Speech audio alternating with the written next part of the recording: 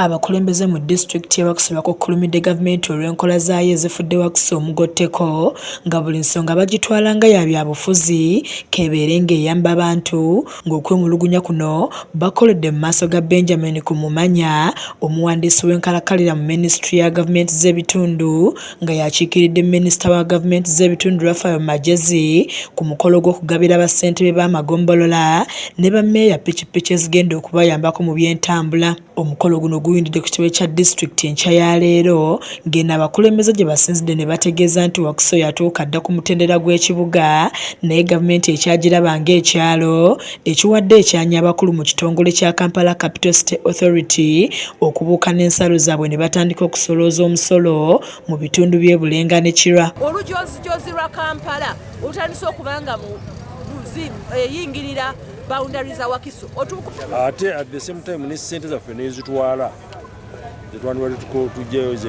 bagamba nti Wakiso erigenda okufuulibwa ekibuga nga yafuuka nzigotta kuba amateeka ekyagoberera ga kyalo. Omubaka omukyalo wa disitulikiti eno Betty Ethel Naluyima asinziddewo n'ategeeza nti kino baakitunuza dda mu gavumenti nga n'amateeka agafuga enkola y'okugabanya obuyinza mu gavumenti z'ebitundu yagamenya dda kuba emisolo egikuŋŋaanyizibwa mu bantu gyonna egitwala so nga kino kimenya mateeka.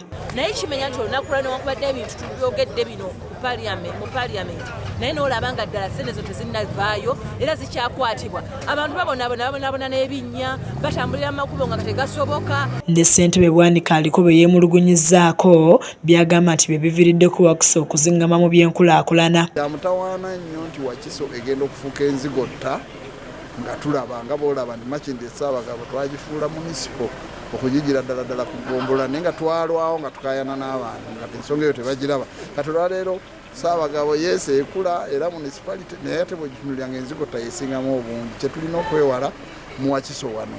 Ye omukungu Kumumanya abategeezezza nti enkola y'okusolooza omusolo ne gutwalibwa waggulu mu gavumenti kimenya mateeka nga nabo okwemulugunya kuno bakutuusa dda mu bakulu abakwatibwako era ng'essaawa yonna kino kyakugonjoolwa ng'oluvannyuma ono akwasiza bassentebe ppikipiki n'abategeeza nti kino ekikoleddwa buvunaanyizibwa bwa gavumenti. Constitution ne Local Government Act ziri very clear zikiriza local governments okubeera nga nezikolekitinga esente ze bayita local revenue ate nezikozesa naye kiri ku meeza n'omu parliament kyatuukamu.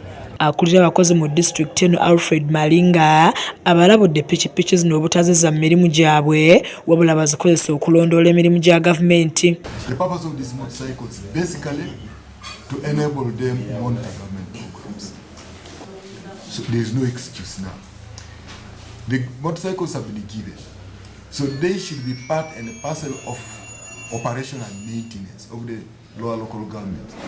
When they are planning for maintaining, they should plan those motorcycles as part of government assets. Bassentebe bano basimye gavumenti kyokka ne balaga okutya nti olw'enguudo embi ppikipiki zino zaakusesa ebbuka mangu ne basaba enguudo zikolebweko bannawakiso basobole okweyagala. Njala nze kusuubiza bannammeeme nti obuweereza ndowooza bugenda kweyongeramuko okusinga ku mbeera ekoze eki ebaddewo. Ebikyenu tujja sobola okubeera nga tutuuka kati mu bunyomero obubadde tebusoboka. Amakubo mabi bweteebereza singa baazireeta nga twakayingira ku makubo ge tulina olwali baali badde batugamba nti twazoonoona naye nga makubo ge mabi. Kizza Peter yakusakidde eggulu erino ku lwa KSTV aga leero.